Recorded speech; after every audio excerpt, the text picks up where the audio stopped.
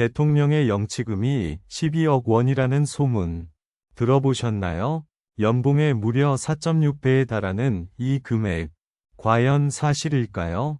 이 영상을 끝까지 보시면 공직자 재산 형성과 영치금의 법적 성격에 대한 명확한 팩트를 얻으실 수 있습니다. 안녕하세요. 정치 이슈를 데이터와 팩트로 풀어드리는 뉴스 하이킥입니다. 최근 온라인 커뮤니티와 정치권에서 윤석열 대통령의 재산과 관련된 영치금 의혹이 제기되고 있습니다. 정치 뉴스를 보다 보면 이런 자극적인 제목들이 많죠. 하지만 팩트체크가 중요합니다. 실제로 공직자 재산 공개 자료를 기반으로 과연 이 수치가 무엇을 의미하는지 하나씩 살펴보겠습니다.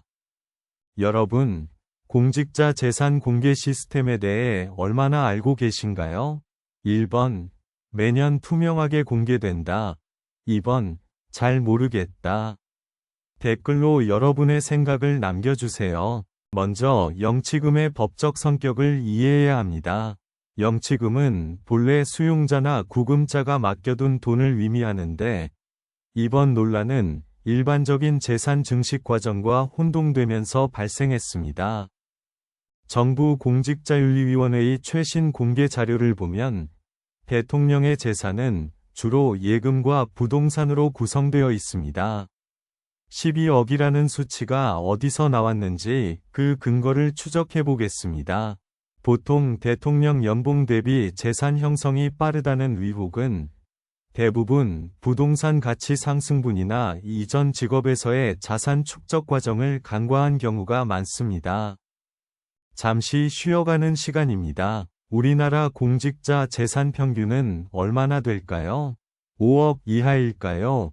10억 이상일까요? 놀라운 데이터가 기다리고 있습니다. 최근 보도들에 따르면 특정 정치권의 공격적인 프레임이 대중의 오해를 사고 있습니다. 뉴스 하이킥은 이런 왜곡을 바로잡는 데 집중합니다. 여러분은 공직자의 재산 공개 범위가 더 확대되어야 한다고 생각하시나요? 아니면 지금도 충분하다고 보시나요? 댓글로 의견을 공유해 주세요. 결국 핵심은 투명성입니다. 법적 기준에 따른 재산 신고는 의무이며 이를 위반할 시 엄격한 처벌을 받습니다. 윤석열 대통령의 사례 역시 이 절차를 따르고 있습니다. 혹시 주변에 공직자 재산 공개를 직접 찾아보신 분 계신가요? 생각보다 정보가 방대해서 놀라신 경험들 댓글로 남겨주세요. 대통령 연봉의 4.6배라는 수치는 누군가에게는 충격일 수 있지만 전체 자산에서 차지하는 비중을 보면 또 다른 해석이 가능합니다. 이런 논란이 지속되는 이유는 정보의 비대칭성 때문입니다. 국민들에게 투명하고 객관적인 정보를 제공하는 것이 저희의 역할입니다. 공직자 재산 형성 과정에서의 의혹은 항상 조심스럽게 접근해야 합니다. 섣부른 판단보다는 근거를 먼저 확인하는 습관이 중요합니다. 오늘 내용 중 가장 놀라운 사실은 무엇이었나요? 1번, 연봉 대비 재산. 2번, 재산 공개 절차. 댓글 투표 참여 부탁드립니다. 이제 영상의 절반을 지났습니다. 뒤에서는 재산 신고의 구체적인 항목들과 예외 사례들에 대해 더 깊게 파헤쳐 보겠습니다. 재산 공개에서 흔히 간과되는 것이 예금의 성격입니다. 급여성 예금과 자산 운용 예금은 엄연히 다릅니다. 이런 세부 항목을 모르면 오해하기 쉽습니다. 12억이라는 큰 금액이 영치금이라는 이름으로 불릴 때 오해가 증폭되는 것이죠. 경제 뉴스, 어렵지 않죠? 여러분의 경제 지식 수준은 어느 정도인가요? 댓글로 솔직하게 알려주세요. 부동산 가치 반영 방식도 중요합니다.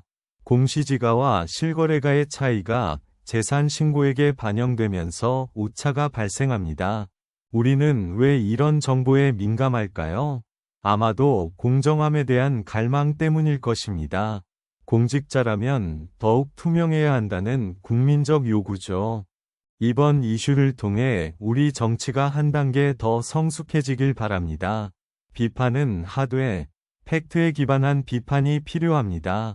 여러분은 뉴스 기사를 읽을 때 어떤 부분을 가장 먼저 보시나요? 제목, 아니면 기자 이름? 댓글로 여러분의 습관을 공유해 주세요. 사실 영치금이라는 용어의 사용 자체가 적절하지 않다는 전문가들의 의견도 많습니다.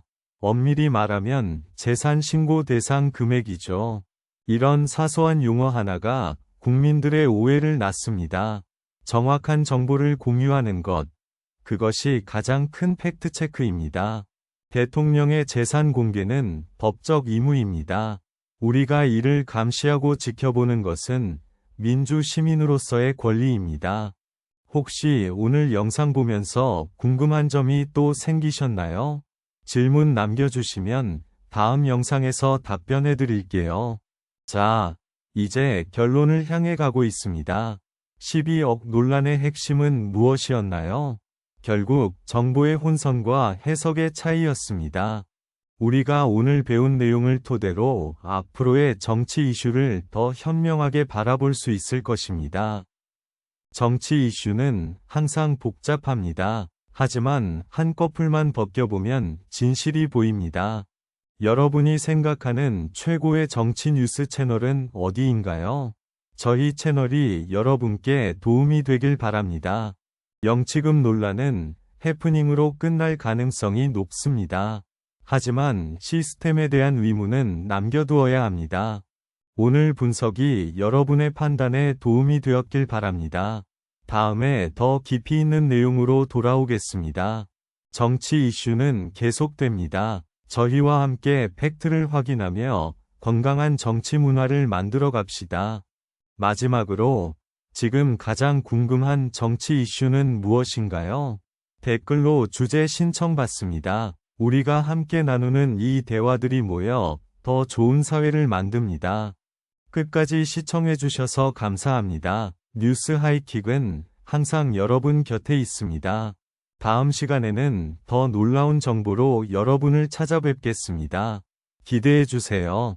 오늘 영상이 도움되셨다면 구독, 좋아요, 그리고 알림 설정 부탁드립니다. 여러분은 어떤 선택을 하실 건가요? 댓글로 알려주세요.